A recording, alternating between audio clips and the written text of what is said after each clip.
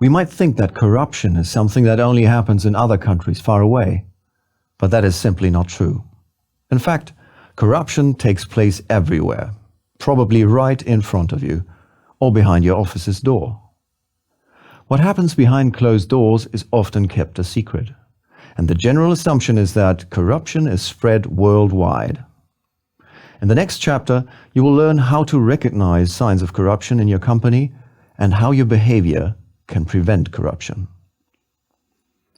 At first glance, corruption seems to be a great thing. One partner receives a contribution and the other one increases his revenues or wins a contract that he normally wouldn't have won. Hence, a clear win-win situation. Why then must corruption be prevented? In order to understand this, you have to examine the effects of corruption. In the long term, corruption produces more victims than beneficiaries. By bribing or accepting a bribe, you're not only harming the company, the competition, your customers, and also the state, you are also losing your freedom as a market participant. Someone who has been bribed before will not do any more business without the extra contribution. Additionally, all people involved in corruption are susceptible to blackmail.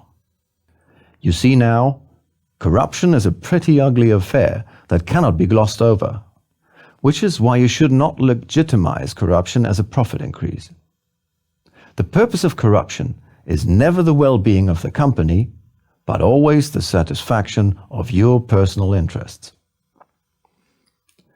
Corruption ultimately damages your company and the free competition itself. Corruption distorts the market because the contract is not awarded to the best bidder, but to the one with largest bribe. This leads to the loss of product quality and less innovation. If you become corrupt, you will not only be less competitive, but also will have to face criminal prosecution. Corruption offenses may lead to claims for compensation damages or fines. Severe cases can even lead to the loss of your job and imprisonment. If you accept a bribe or bribe someone else, you're severely damaging your company as well. For example, loss of reputation, exclusion from tender procedures, falling stock prices, and even the exclusion from the stock market. And if that happens, bankruptcy is really not so far away. Remember, corruption often accompanies fraud. You commit a fraud if you use wrong facts in order to obtain an asset or any other kind of advantage. The European Council defines it as the use or presentation of false, incorrect, or incomplete statements or documents, which has as its effect of the misappropriation or wrongful retention of funds from the general budget of the European communities, or budgets managed by or on behalf of the European communities. Please remember, the attempt is also punishable. Fraud is a severe offense which is punished with up to 10 years of imprisonment.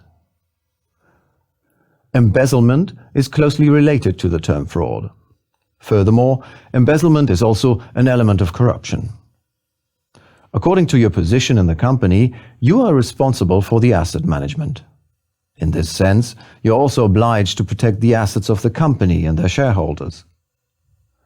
If you embezzle company assets, it is possible that you have to pay a fine or even face up to 5 years of imprisonment. You were able to see the consequences of fraud in the case of the Volkswagen emissions scandal. The company was in a very difficult situation because it manipulated millions of emission values. A case of fraud like this not only has economic consequences, but it also damages the reputation of the company. The truth about bribery is, once corrupt, always corrupt. This is why you should never leave any doubt of your incorruptibility. A very common source of danger in companies are favors and gratuities on which no legal claim can be made.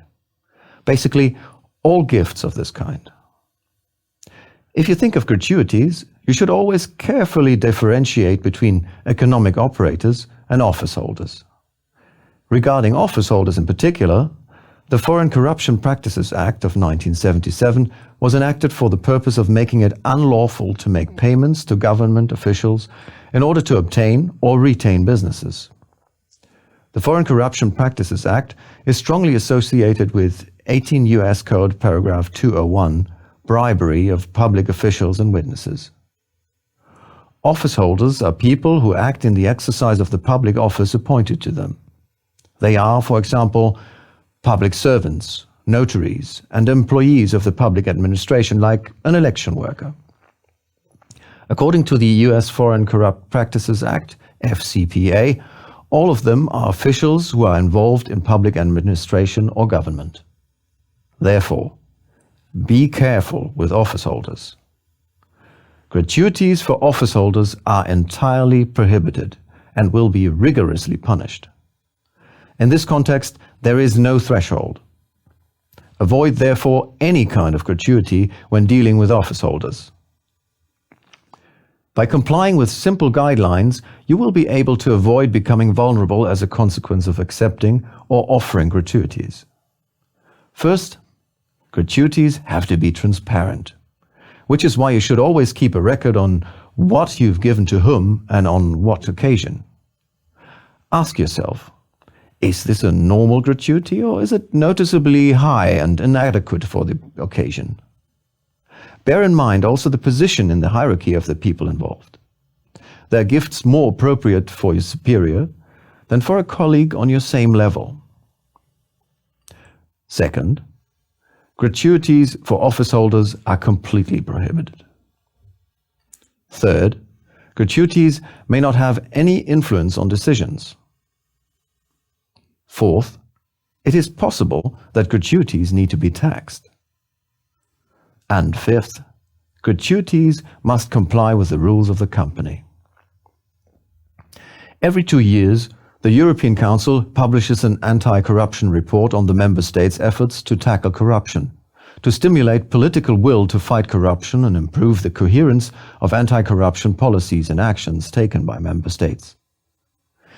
Since there is no clear internationally agreed on definition of corruption, the EU anti-corruption report can serve as the basis for a definition.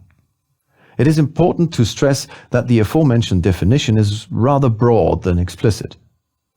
Remember, corruption is punished all over the world, independently of where it occurs. Let us now illustrate these rules with the help of a case example. You have been given the task of finding a new supplier by carrying out a tendering process. One of the bidders then invites you to an expensive restaurant. The dinner would cost 150 euros per person. However, the maximum amount allowed by your company for these types of gratuities is only 50 euros. So, what do you do now? One option is to convince the bidder to hold the meeting in one of your conference rooms. As an alternative, you can also insist on having the dinner in a cheaper restaurant. But no matter what, you should always inform your superior about the suggestions made and the actual procedure.